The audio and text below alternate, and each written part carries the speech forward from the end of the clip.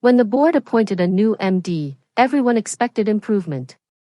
Instead, the very first decision he made was to target me. I had served the company with loyalty, precision, and measurable results, but he carried another agenda. He wanted me out, not for performance, but because he had already promised my position to his niece. From the beginning, I sensed his moves weren't about leadership, but about clearing space for family favors. It started quietly.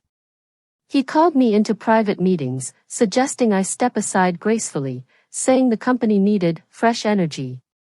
I refused. My record spoke for itself: 10 years of growth, 0 compliance violations, and trust from the CEO. The MD's frustration grew, and he began crafting something darker.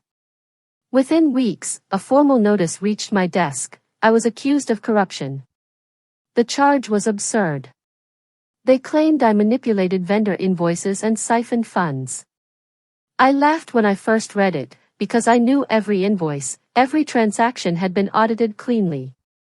But the MD wasn't joking. He pushed the narrative hard. He whispered in meetings that I had built a secret slush fund. He told his niece to prepare herself because the seat will soon be hers. I realized his plan wasn't about truth, but about paperwork and perception. If he could produce just enough smoke, others might believe there was fire. For a moment, I felt the weight of betrayal pressing down. Years of work could be erased in a single lie. But I also knew something he didn't. I kept records. I never deleted a single financial trail. Every project I led had parallel files, encrypted backups, and detailed approvals signed by multiple directors. He thought I worked like him, reckless and sloppy, but I worked like a strategist. Instead of panicking, I stayed calm. I watched how he strutted into rooms, certain that his scheme would succeed. He expected me to plead or resign. I did neither. I waited. When the Internal Audit Committee asked for my defense, I didn't rush. I simply submitted a statement: all documents available. Please review timestamps and approvals. The MD smirked, assuming I had nothing more. But behind the scenes, I was preparing something bigger. Through contacts in finance, I discovered something interesting. While he accused me of fake corruption, he himself was rerouting procurement budgets. He had signed off on inflated contracts, transferring excess funds into accounts linked to his private partners. He thought no one noticed, but I had noticed every single irregularity. My habit of double-checking numbers gave me an edge. The trap he set for me was about to snap back on him. During one late meeting, he cornered me again. He said, "You should accept the inevitable. Your reputation is already damaged. Resign quietly, and maybe I'll keep the board from pushing for legal charges." I stared at him, measuring every word. He wanted fear, but I gave him silence. Inside, I was burning, but I knew silence would scare him more than denial. A week later, the CEO convened a board session. My case was on the agenda. The MD was ready, armed with fake files, testimonies from 2 staff members he had pressured, and his niece sitting outside waiting for the announcement. I entered with nothing in my hands but a single encrypted drive. The meeting opened. The MD presented first. His words were sharp, rehearsed, and confident. He spoke of lost integrity, misappropriated budgets, and a betrayal of trust. Some board members shifted uncomfortably, others looked at me with pity. He smiled, thinking the game was over. Then it was my turn. I didn't shout, I didn't beg. I simply connected the drive to the projector. One by one, I displayed every invoice, every approval, every signed audit that proved my numbers were clean. But I didn't stop there. I transitioned the slides into procurement contracts, not mine, but his. Dates, vendors, inflated figures, duplicate payments. Then the accounts they funneled into. Direct links to shell companies connected to him. The silence in the room turned heavy. The MD's face drained of color. His words stumbled. This is fabricated, he shouted. But the timestamps told the truth. The documents weren't mine, they were official records, pulled from the system itself. I showed how he bypassed protocol, how his niece's name was already drafted into HR files as my replacement before the corruption charges were even filed. The CEO leaned forward. He asked one question: "Are these documents authentic?" The head of finance confirmed, yes, every single file was verified. At that moment, the MD's mask shattered. He tried to recover, claiming I was twisting data, but no one believed him anymore. His scheme collapsed under its own weight. I didn't celebrate. I didn't even smile. I just looked at the CEO and said, I served this company with loyalty. If protecting integrity is a crime, then let the evidence decide.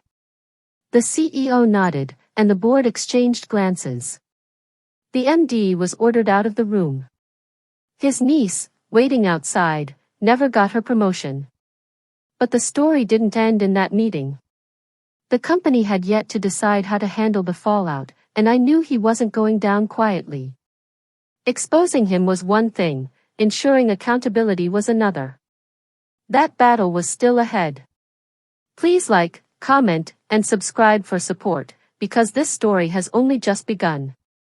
The boardroom door closed behind the MD, but his shadow still lingered. Exposing his scheme wasn't the end, it was the beginning of something bigger. The CEO turned to me, eyes sharp. "We'll investigate further," he said. I nodded, but I knew the MD wouldn't sit quietly while the company dissected his corruption. He had resources, allies, and anger.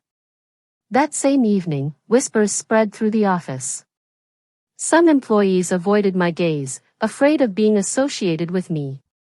Others came quietly to my side, whispering that they knew something was wrong with his leadership but had been too afraid to speak. I realized he had built a network of fear. Breaking it down would take more than documents. 2 days later, I received an anonymous email. It contained a warning: be careful. He's erasing files. Evidence may vanish. I checked the system, and sure enough, procurement logs were disappearing. His allies in IT were trying to cover his tracks. Luckily, I had already secured encrypted backups. Still, his desperation proved one thing: he wasn't finished. The CEO called me into a private meeting. "We've suspended him pending investigation," he said, "but if this escalates, the company itself could face regulatory scrutiny. We need everything airtight." That was the moment I understood: my fight wasn't just about clearing my name, it was about protecting the company's survival. While the board reviewed my evidence, the MD moved outside the walls. He began spreading rumors to clients, telling them the company's leadership was unstable. Some clients called, nervous, questioning whether their contracts were safe. His goal was obvious: if he couldn't hold the company, he would burn it down. I gathered my team. For the first time, I revealed the full truth. I showed them the backups, the contracts, the inflated payments. At first, they were stunned into silence, then one by one, they began sharing their own stories: how he pressured them to sign off on questionable deals, how he silenced dissent. Their testimonies became part of the case file. Meanwhile, HR quietly informed me that his niece had already signed a provisional offer letter, dated weeks before the false charges against me. That letter was a weapon. It proved intent, premeditation, and personal gain. I filed it directly into the board's evidence package. But the MD was cunning. He called a press contact, feeding them a story that I had staged everything to protect myself. By the next morning, an article appeared: senior manager accused of orchestrating frame-up against new MD. My name was dragged publicly, just as he wanted. That's when I made my next move. I reached out to the auditors who had worked with me on past projects. Their reputations were spotless, respected across the industry. I asked them to issue a public statement confirming the integrity of my past audits. Within hours, they did. The same media that carried his smear campaign now carried my defense. The tide began to shift again. Inside the company, pressure mounted. Regulators requested documentation. Vendors demanded clarity. The CEO, visibly frustrated, said to me, "If we don't end this quickly, contracts could collapse." I replied with calm, "Then let me finish what I started." I tracked the MD's financial trails deeper. What I found shocked even me. His corruption wasn't limited to procurement. He had funneled funds through consultancy firms, billed for services never delivered, and routed money into personal ventures. I compiled everything into a master file, each document linked, each timestamp verified. The board reconvened. This time, the atmosphere was different. Some directors looked embarrassed for ever doubting me. Others leaned forward, eager to see how far the rot went. I presented the new evidence systematically. By the end, silence filled the room again, but this silence was heavier, it carried consequences. The CEO asked the final question, "Is there any doubt about this?" Finance confirmed, legal confirmed, HR confirmed. Every department tied the threads back to him. The decision was swift: permanent termination, legal referral, and blacklisting across partner networks. But I knew it wasn't over. A man like him, cornered and disgraced, wouldn't vanish quietly. He would fight from outside, and perhaps even from within, using whatever loyalists he still had. As I walked out of that board meeting, employees glanced at me differently. Some with relief, some with fear, some with respect.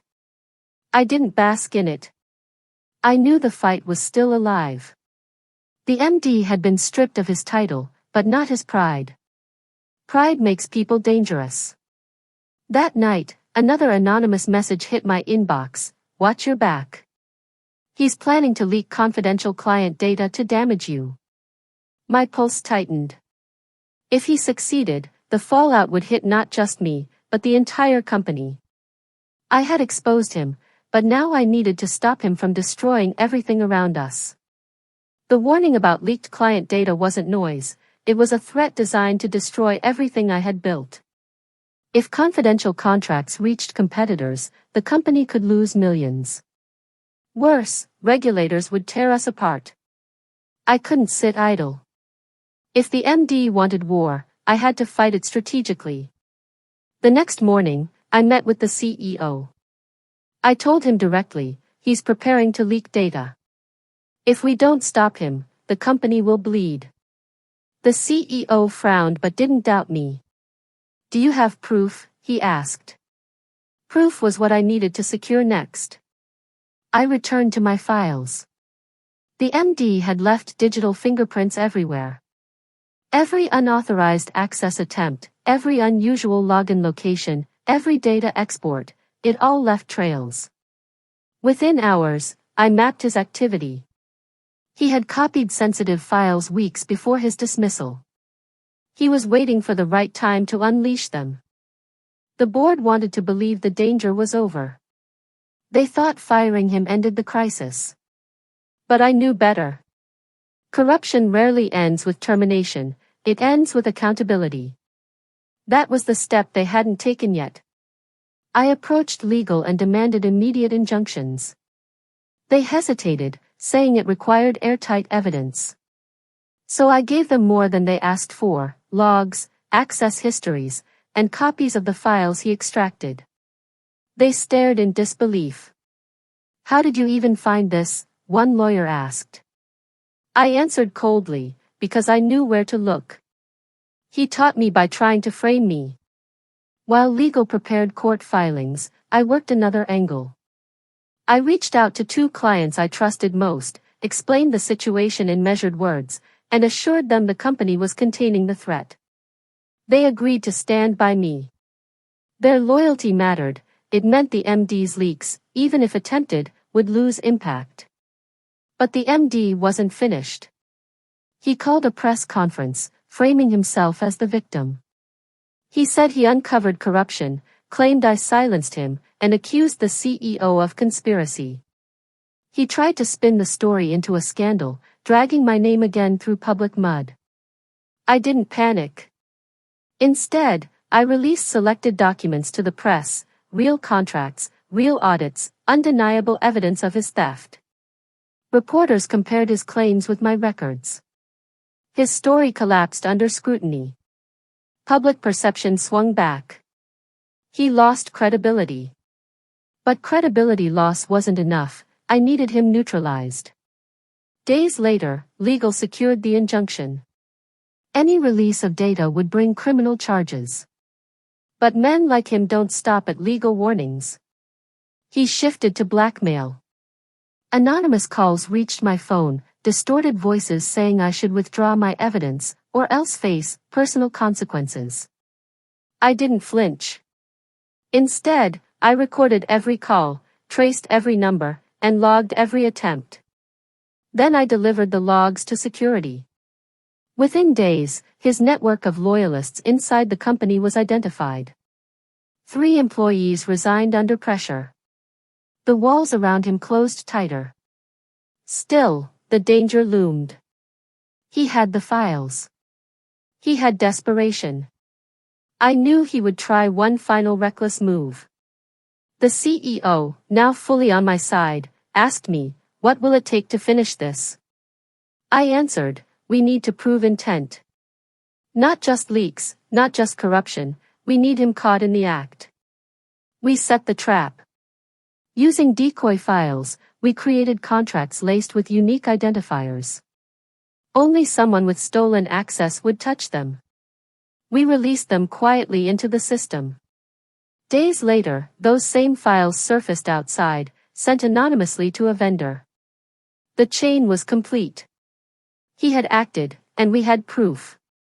The board reconvened for the 3rd time. This time, the atmosphere wasn't tense, it was final.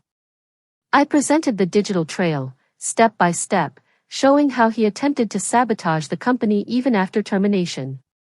The directors, once divided, now united in anger. Legal confirmed charges would be filed immediately. The CEO looked at me and said, "Without you, we'd be finished." I simply replied, "Without discipline, the company would have been his playground." News broke the next morning. Former MD faces criminal investigation for fraud and data theft. Clients called, not with panic, but with praise for how quickly the company acted. Competitors stayed silent, knowing the scandal was his alone. My name, once dragged, was restored in full. Yet deep down, I knew something important. He wasn't just a corrupt MD. He was a symptom of something larger. Nepotism, unchecked power, weak oversight, all of it created space for him. Exposing him was victory, but the system that allowed him in still needed to change. As I stood in my office, reviewing the cleared files, I realized my battle wasn't about survival anymore. It was about rebuilding trust, not only with clients, but within the company itself. And I was ready. The news of his criminal investigation spread quickly.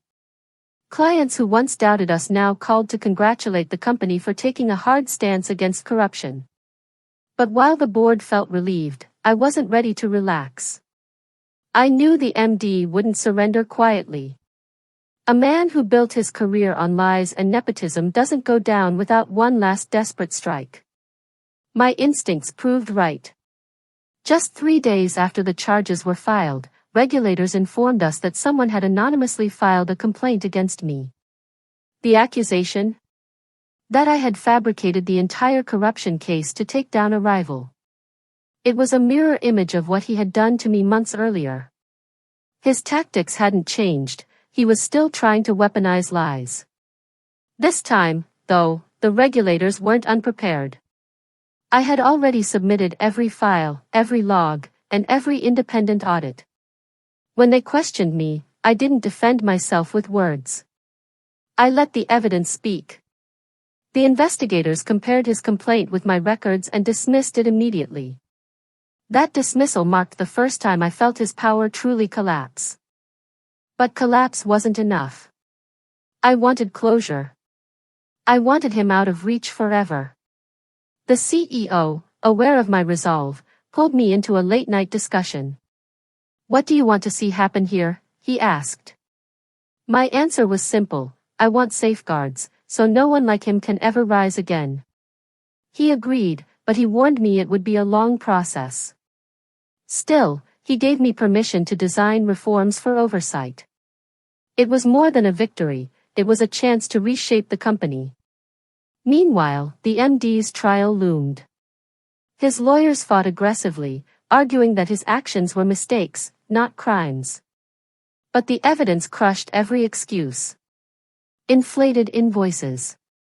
Shell companies. Data theft. Even the offer letter for his niece surfaced in court, proving his intent to replace me. Piece by piece, the judge tore down his defense. The day of the verdict arrived. He stood in court, once confident, now hollow. The sentence was delivered: years in prison, financial penalties, and permanent disqualification from corporate governance. The man who thought he could erase me with a lie was erased instead by the truth.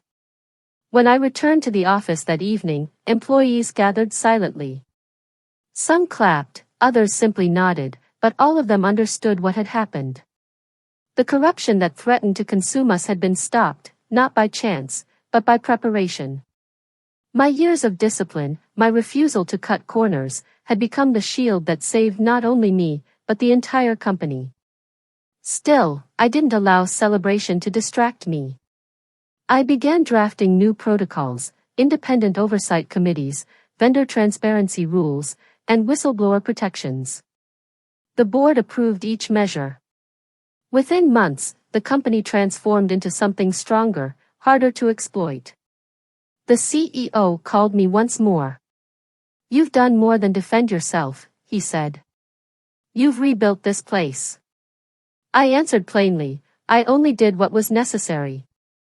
The rest was the cost of ignoring corruption for too long." His niece never returned to the company. Her name vanished from the records, her quiet ambitions dissolved before they began. In the end, she became a footnote to his downfall, a reminder that nepotism built on fraud always collapses. Looking back, I realized the irony. He had tried to destroy me with a false corruption case. But in his arrogance, he revealed his own crimes. His downfall wasn't orchestrated by me, it was orchestrated by his greed. All I did was shine the light where he didn't want it. And with that, the story closed. Please like, comment, and subscribe for support, because the fight against corruption never ends, and stories like this prove why integrity always matters.